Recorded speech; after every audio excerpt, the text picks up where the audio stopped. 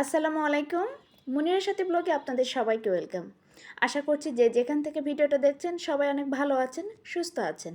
আমরাও আলহামদুলিল্লাহ ভালো আছি। তো এখন সন্ধ্যা 6:30 বাজে। আমি নাস্তা করছিলাম। ছেলে আর ছেলে বাবা নাস্তা করে একটু বাইরে গেছে। হাতে টুকিটাকি কাজ কমপ্লিট করে আমিও ওদের সঙ্গে একটু বাইরে যাব। কিছু টুকিটাকি কেনাকাটা আছে। তো কোথায় যাব, কী কী কেনাকাটা করব, ইনশাল্লাহ আপনাদের সঙ্গে শেয়ার করব। ভিডিওটা না টেনে শেষ পর্যন্ত দেখতে থাকুন। আর এদিকে আমার চায়ের জন্য চিনি, দুধ, চা একটু শেষ হয়ে গিয়েছিল। তো আমি আবার আমার চায়ের বাস্কেটটা রেডি করে সুন্দর করে রেখে দিচ্ছি। গোছানো থাকলে দেখা যায় চা যখন আমি চা রেডি করব তখন এত ঝামেলা হয় না। হাতের কাছে থাকলে হুট করে নিয়ে অনেক অল্প সময়ে রেডি করতে পারি। তো এই জন্য রেডি করে রাখলাম। দেন আমি রেডি হয়ে তারপর রওনা দিলাম স্বপ্নর উদ্দেশ্যে। আমার বাসা থেকে কাছেই একটু দূরেই এই স্বপ্ন সুপার শপটা। তো অফারও চলতেছিল। তো সব কিছু মিলিয়ে আমারও কিছু প্রয়োজনীয় কেনাকাটা ছিল। তো ম্যাক্সিমাম সময় আগ্রাতে যাওয়া হয়। তো ভাবলাম যে এখন স্বপ্নতে যাই, দেখি কী অবস্থা। তো এখানে এসে প্রথমে মাছ দেখছিলাম, মোটামুটি ভালো লেগেছে। তারপর কোন মাছটা নিব বুঝতে পারছিলাম না। এখানে কার্পি মাছটা পছন্দ হয়েছিল। তো মনে হচ্ছিল পেটে অনেক ডিম, তো অনেক কনফিউশন ছিল, মানে নিব কি নিব না এমন একটা অবস্থা। পরে আর এই মাছটা কেনা হয়নি।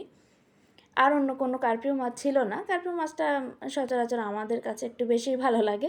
তারপর ওর বাবা ছেলে একটু ঘুরে ঘুরে দেখছিল আর আমি এই ফাঁকে ড্রেসগুলো দেখছিলাম। তো ভাবলাম আপনাদের সঙ্গে শেয়ার করি, হয়তোবা আপনাদের ভালো লাগতে পারে। আর ভালো লাগলে আপনারা এসে হয়তোবা কেনাকাটা করতেও পারেন। তো স্বপ্নতে jeggings, pant, palazzo, shirt, T shirt অনেক কিছু, অনেক রকমের ড্রেস পাওয়া যায় যেটা আগুরাতে পাওয়া যায় না। এজন্য ভালোই লাগে, ঘুরে ঘুরে দেখছিলাম। আর কিছু কিছু আপনাদের সঙ্গে শেয়ার করলাম, হয়তো আপনাদের ভালো লাগবে। আর যদি ভালো লাগে তো কমেন্টে অবশ্যই জানাবেন। আর এদিকে আমার ছেলে একটার পর একটা বায়না করছে, ও জুস খাবে, জুস নিচ্ছিল। আর আমাদের প্রয়োজনীয় টুকিটাকি কেনাকাটা যা সেগুলো আমরা এর ফাঁকে ফাঁকে নিচ্ছিলাম। একটু সবজি কেনাটা খুব দরকার ছিল। তো সবজি এখানে ফ্রেশ মনে হচ্ছিল না। তো অনেক দেখার পর ভাবছে না, এই সবজিগুলো আমি কিনবো না, বাসায় নিবই না।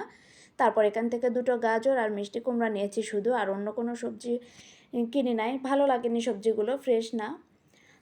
দেন ওর বাবা বিল করছিল। তারপর আমরা বাসার উদ্দেশ্যে রওনা দিব। তো আমরা বাসায় চলে এলাম। বাসায় এসে আবার এগুলো সুন্দর করে একটু গুছিয়ে রাখছিলাম।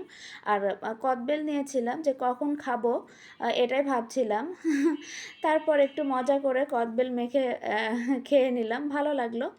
সব কিছু মিলিয়ে আমার ব্লগটা যদি আপনাদের ভালো লেগে থাকে প্লিজ কমেন্ট করতে ভুলে যাবেন না। ভালো থাকবেন, আল্লাহ হাফেজ।